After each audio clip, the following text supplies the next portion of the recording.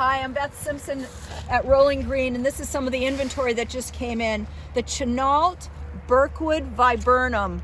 It's a beautiful viburnum that usually blooms around Mother's Day, although these came out of a house recently, so they're going to be a little bit ahead.